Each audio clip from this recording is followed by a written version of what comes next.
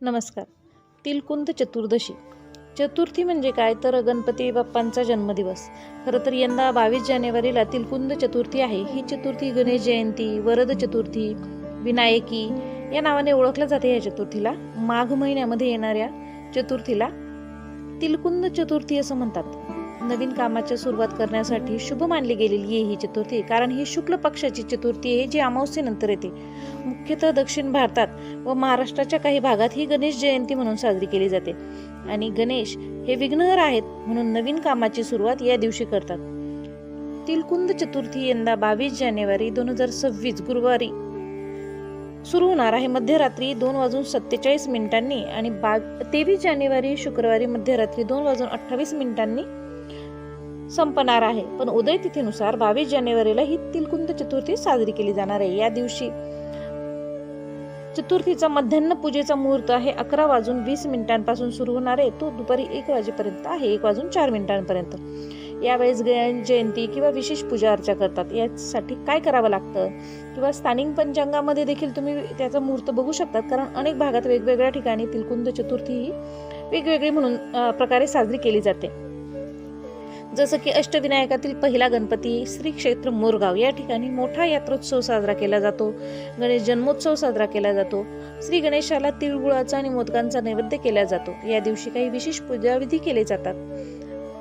तर करतात का, काय उपवास विधी वगैरे कसा असतो या चतुर्थीचा, तर ते आपण बघणार आहेत. तर हो, गणेश पूजा, अथर्व शीर्ष पठण, गणेश चालीसा, आरती करून तिळाचे लाडू, तिळगुळ, मोदक असे नैवेद्य दिले जातात.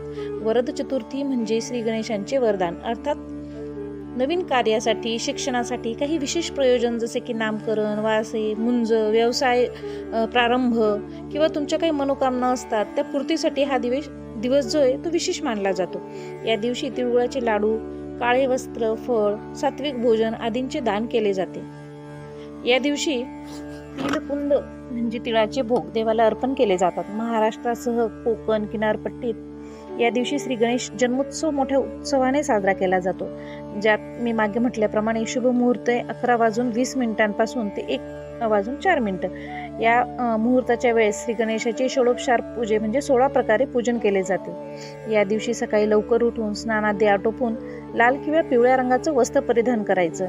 श्री गणेश पूजा करायची. षोडोपचार पूजन केल्याने आर्थिक अडचणी, विघ्न आणि संकटे दूर होऊन संतान सुख प्राप्त होते. गणेश ही विघ्नहर्ता आहे म्हणून गणपतीची पूजा आपण प्रत्येक कार्याचरंभी तर करतोच. कार्यारंभी प्रथम पूजू या गणपती असं म्हणून आपण जी गणपतीची पूजा करतो ना, ती पूजन वेगळं. पण ह्या पूजेमध्ये तिलकुंद चतुर्थीला विशेष असं काय करायचं, तर ती पूजाविधी आपण थोडक्यात बघूया.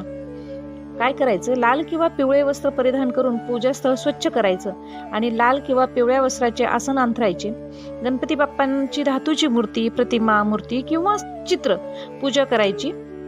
मूर्ती किंवा प्रतिमा नसली तरी सुपारी, अक्षता ठेवून प्रतिगणपती म्हणून बाप्पाची स्थापना करायची असते. ही पूजा पूर्वाभिमुख बसून करायची. तसेच पूजेच्या सुरुवातीला संकल्प करायचा असतो, जसे की आज विनायक चतुर्थीसाठी किंवा तिलकुंद चतुर्थी निमित्त, गणेश जयंती निमित्त पूजन मी ही पूजा करते आहे किंवा करतो आहे. आपले कार्य निर्विघ्न होऊ दे असे बाप्पांना आवाहन करून संकल्प पूर्ण करायचा आणि ओम गणानाम त्वाम गणपते मंत्राचा जप करायचा.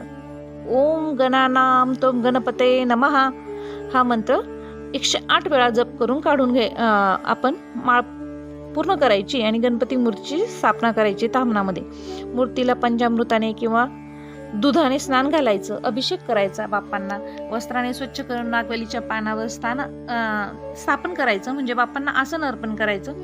पाय धुण्यासाठी, आचमनासाठी पाणी द्यावं. वस्त्र किंवा यज्ञोपवीत अर्पण करावं. चंदन, अक्षत, दुर्वा, फूल अर्पण करावी. त्यानंतर धूप, दीप, अगरबत्ती लावावी. तिळाचे लाडू, मोदक, तिलकुट फळ अर्पण करावे. याच वेळी ओम प्राणाय स्वाहा असं म्हणत 5 वेळा प्राण अर्पण करत फळ, नाणे, सुपारी अर्पण कराव्या. दक्षिणा ठेवावी. त्यानंतर आरती करावी किंवा म्हणजे 7 किंवा 3 असं, म्हणजे तुम्ही ज्या प्रमाणात करत असाल एरवी गणपतींना त्याप्रमाणे प्रदक्षिणा करायच्या. नंतर अथर्व शीर्ष श्री गणेश चालीसाचे पठण करून श्री गणेशाची 108 नावे म्हणायची. जप करावा आणि आपली इच्छा, पूजेचा हेतू सांगून बाप्पांना प्रार्थना करावी. नंतर प्रसाद घेऊन आपल्या प्रियजनांसह परिवारासह स्नेहभोजन करायचं, दान दक्षिणा द्यावी, गरजूंना भोजन, तीळ, गुळ, वस्त्र इत्यादी दान करावे व पुनश्च संध्याकाळी आरती धूप दीप करायचं.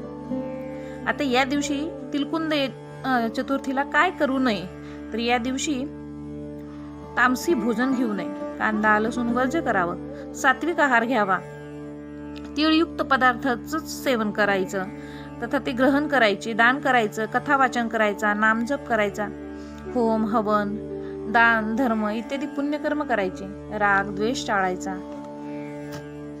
ही पूजा भक्तिभावानं करावी, कारण ही पूजा भक्तिभावानं केल्यास गणपती बाप्पा सर्व विघ्न दूर करून वरदान देतात अशी मान्यता आहे. स्थानिक पंचांगानुसार वेगवेगळ्या प्रांतात मुहूर्त थोडाफार बदलू शकतो. मी मागे म्हटल्याप्रमाणे मुहूर्त बघून तुम्ही सुद्धा हे व्रत करून बाप्पाचे आशीर्वाद आणि वरदान मिळवू शकता. तुम्ही सुद्धा या चतुर्थीला षोडोपचार पूजा अर्चा करून तीळ हवन दान धर्म करून पुण्य अर्जित करा आणि तुमच्याकडे ही चतुर्थी कशी साजरी करतात हे कमेंट बॉक्समध्ये आम्हाला नक्की कळवा. अशा प्रकारे सणवार व्रतवैकल्यांसाठी आमच्या आस्था मराठी चॅनलला सबस्क्राईब करा. नवनवीन व्हिडिओंसाठी तुम्हाला ज्या व्रताविषयी किंवा मंत्रांविषयी काही माहिती हवी असल्यास कमेंट बॉक्समध्ये नक्की सांगा.